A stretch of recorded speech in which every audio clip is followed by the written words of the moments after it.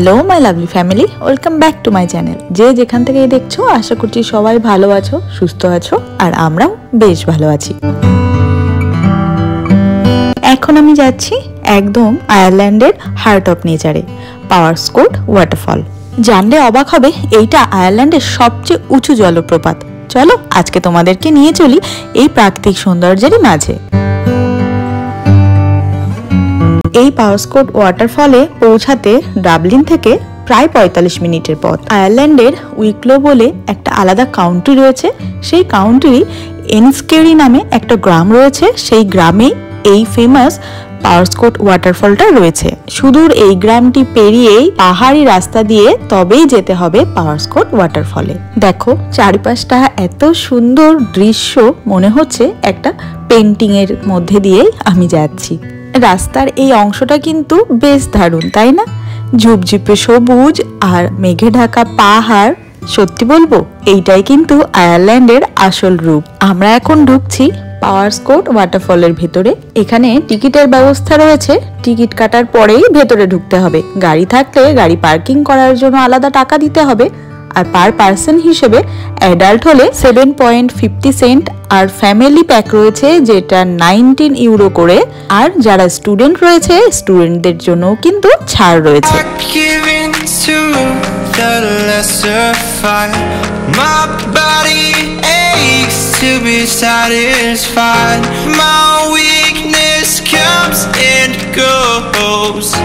Gate পার হতেই একদিকে রয়েছে পিকনিক এরিয়া, আর একদিকে সারি সারি উঁচু উঁচু বিভিন্ন ধরনের গাছ। চারিদিকে পাখির কোলাহল আর জলপ্রপাতের জলধ্বনি। এত সুন্দর পরিবেশটা কিন্তু বেশ মোহময়ী করে তুলেছে আমাকে আজকে। এই জায়গাটা না ভীষণ কিডস ফ্রেন্ডলি, মানে এখানে অনেক বাচ্চারাই আসে, তারা নিজেদের মতন করে খেলা করে, আনন্দ করে, উপভোগ করে। এবং এখানে কিন্তু বারবিকিউ করা যায়, যেখানে বাড়ি থেকে সমস্ত সরঞ্জাম এনে এখানে তুমি পিকনিকের মতন করতে পারো।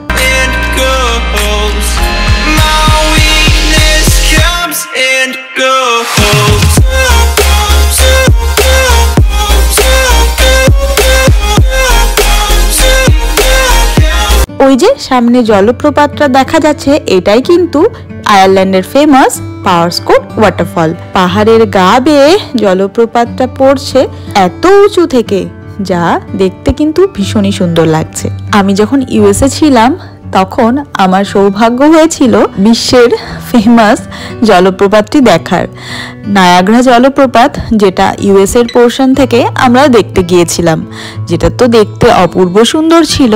আর আয়ারল্যান্ডে আসার পর আমার এই জলপ্রপাতটা দেখার সৌভাগ্য হলো, যেটা আয়ারল্যান্ডের মধ্যে সর্বোচ্চ জলপ্রপাত। এই জলপ্রপাতটার উচ্চতা 121 মিটার, মানে 400 ফুট উঁচু এই জলপ্রপাতটা। এত উঁচু জলপ্রপাত আয়ারল্যান্ডে আর একটাও নেই। দুজনা মিলে হাতে হাত ধরে হেঁটে যখন এই প্রকৃতির সৌন্দর্যটা দেখছিলাম, সত্যি বলছি এখানে অন্য কোনো দুশ্চিন্তা মাথায় আসছিল না। প্রকৃতি যে এত অপরূপ সুন্দর হয়, সেইটা এখানে আসার পর আরো বেশি করে বুঝতে পারলাম।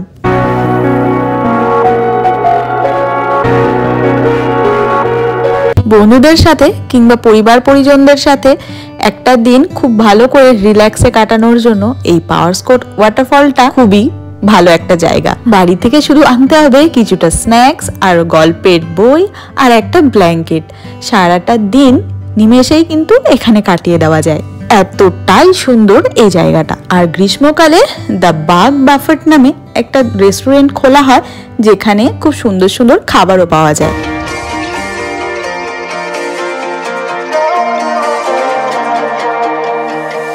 Here comes trouble, putting on a show. Like a domino, I fall. Another bottle, don't know what to say.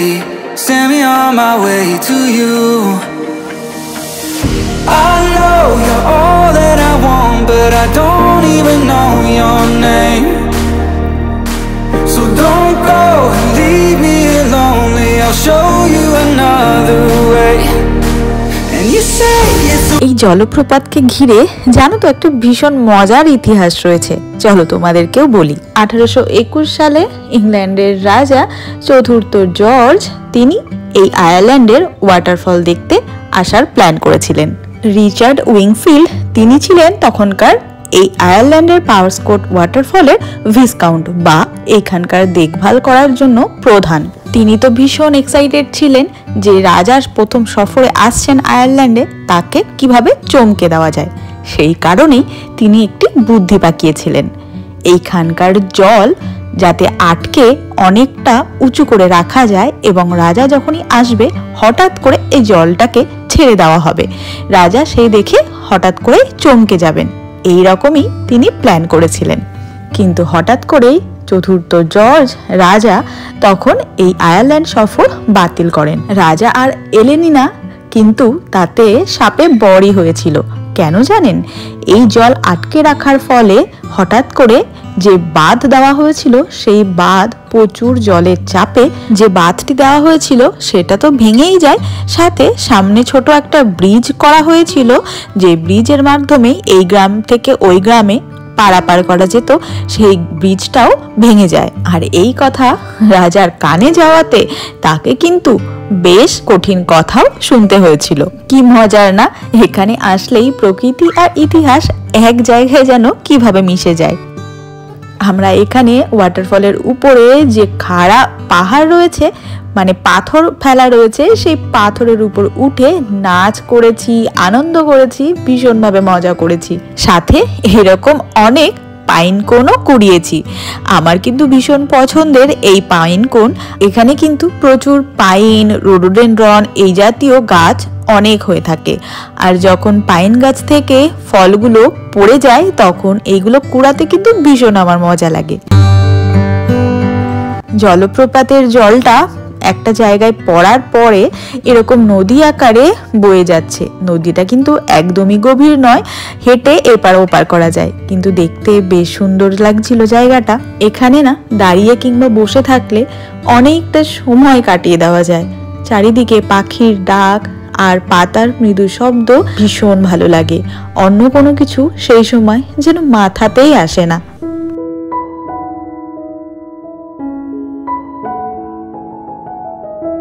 দলছুট দিয়ে আমরা দুজনে মিলে একান্তে অনেকটা সময় কাটালাম। সত্যি বলতে বেশ স্নিগ্ধ একটা পরিবেশের মধ্যে দুজনে মিলে কাটালাম এই সময়টা, যেন না ভোলার মতন আজকের এই দিনটা। সত্যি আমার এই জায়গাটা ভীষণ পছন্দ হয়েছে। শান্ত পরিবেশ আর ন্যাচারাল বিউটির মধ্যে নিজেকে হারিয়ে ফেলেছি। তোমরা বলো তো, তোমরা কে কে জলপ্রপাত দেখেছো? আর যদি জলপ্রপাতের সামনে এনজয় করে থাকো আমাকে কিন্তু কমেন্ট করতে ভুলো না যে কোন জলপ্রপাতটা তুমি দেখেছো আর কোথা থেকে দেখেছো। আয়ারল্যান্ডে কেউ যদি ভিজিট করতে চাও কিংবা ট্যুর করতে চাও, আমি বলবো এই পাওয়ারস্কোট ওয়াটারফলটা একদমই কিন্তু মিস করো তোমাদের বাকেট লিস্টের থেকে। অনেকটা সময় হাঁটাহাঁটি হয়েছে কারণ এই জায়গাটা অনেকটা বড়। আমাদের একটু খিদেও পেয়ে গেছে। আমরা এখানে চলে এসেছি একটা ছোট্ট রেস্টুরেন্টে, সেখান থেকে ফ্রেঞ্চ ফ্রাইজ নিয়েছি আর কিছু নাগেট অর্ডার করেছি, যদিও বা এখানে দামটা একটু বেশি।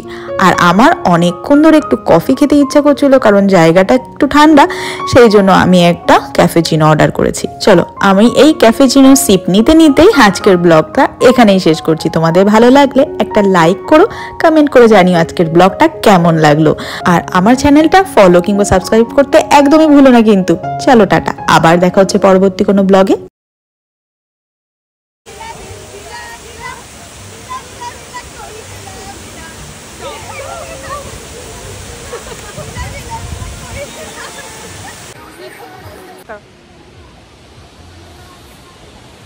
नहीं चला गया।